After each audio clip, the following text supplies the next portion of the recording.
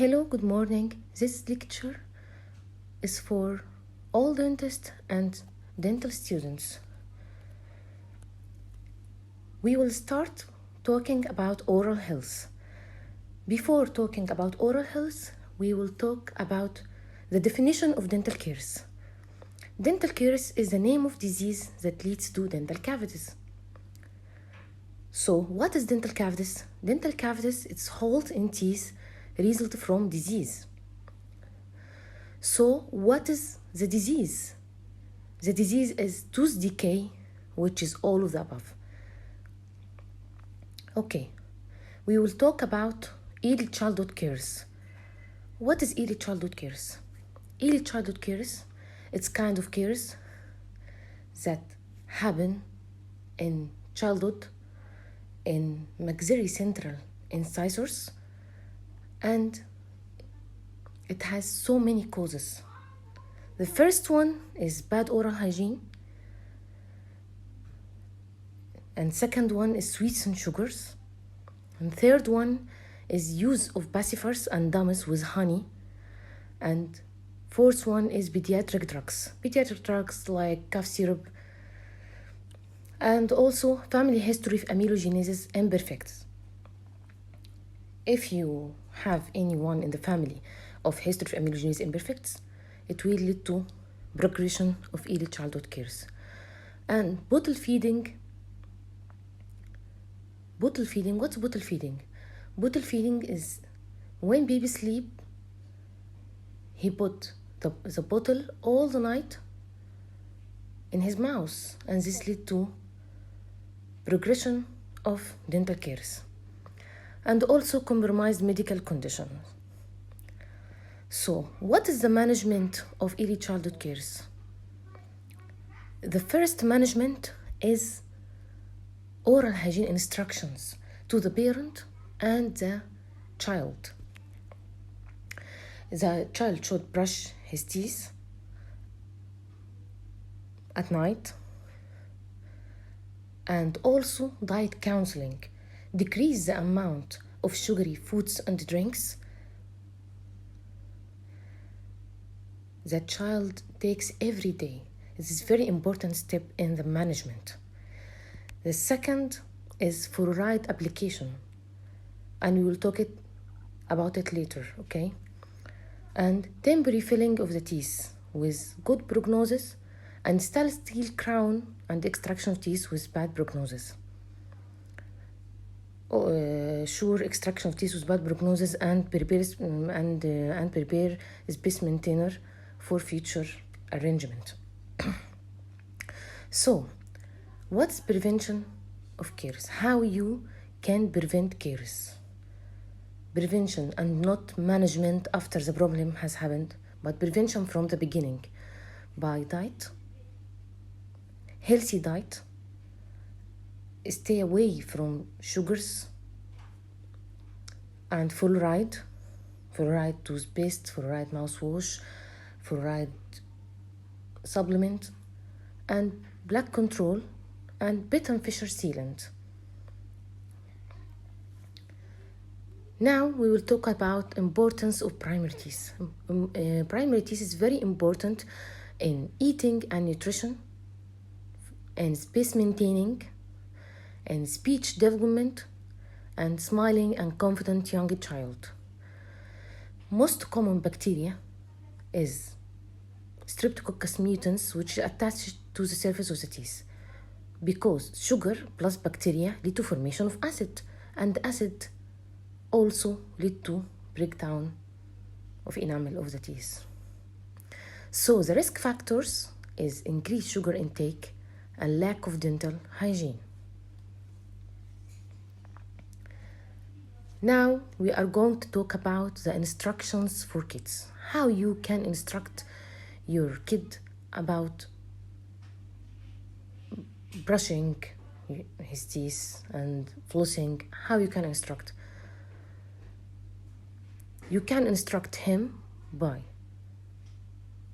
brush your teeth twice daily with soft nylon brush, but bedtime is very important. It's very important.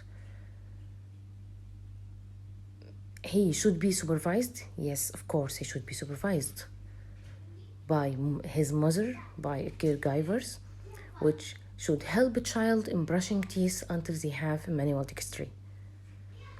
Before 2 years, use a small smear of toothpaste, but at 3 years and older, pea-sized toothpaste. So we will talk about also about teething. Teething, the teeth begin to appear in 6 months of life, but until 1 year, okay, it's fine. It's fine. At the age of 3 years, it should have full set of teeth.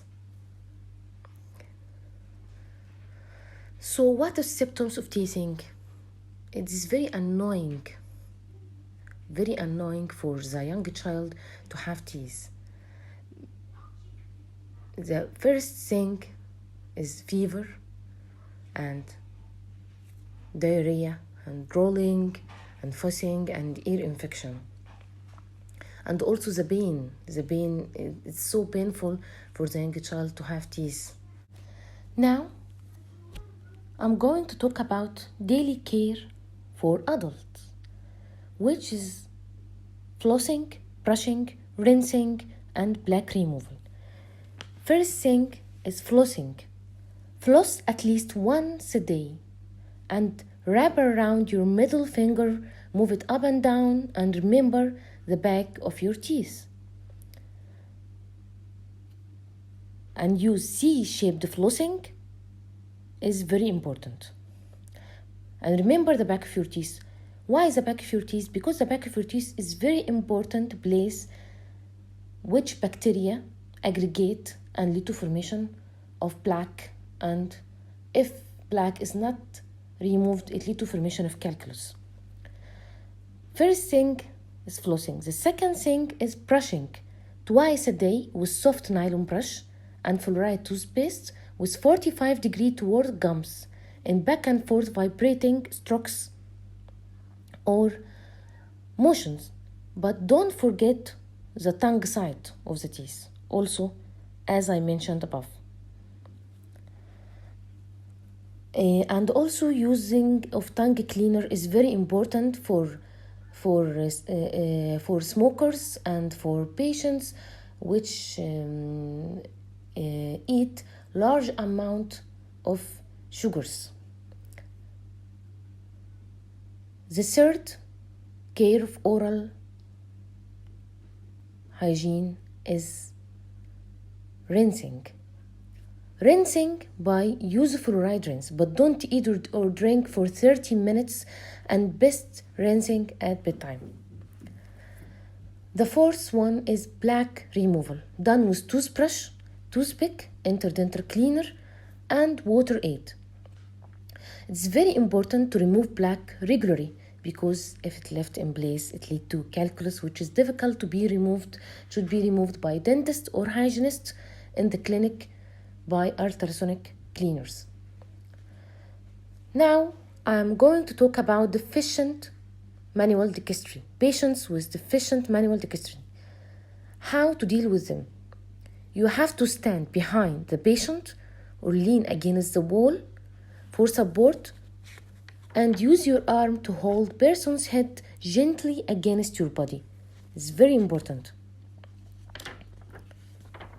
for patients with deficient manual dexterity or handicapped patient in a wheelchair. I'm going to mention examples of toothbrushes, which is electronic toothbrush and tennis ball or bicycle grip. Also, it's very beneficial for these kinds of patients. And there is something I want to talk about. It's not here in the slides, which is denture care. Dentures also needs a regular care. It should be checked for proper fit, and it should be cleaned once a day to prevent staining, bad breathing, and gum irritation. Now I'm going to talk about fluoride treatment, What is the effects of fluoride? Before I talk about fluoride treatment, what is the effects of fluoride on tooth? Pre-eruptive effects and post-eruptive effects. Pre-eruptive effects, it increase crystal size and decrease acid solubility and more rounded cusps and fissure pattern of enamel. Post-eruptive effects, by decreasing demineralization and increase remineralization and decrease acid production in plaque and increase concentration of fluoride by decreased synthesis of extracellular polysaccharides.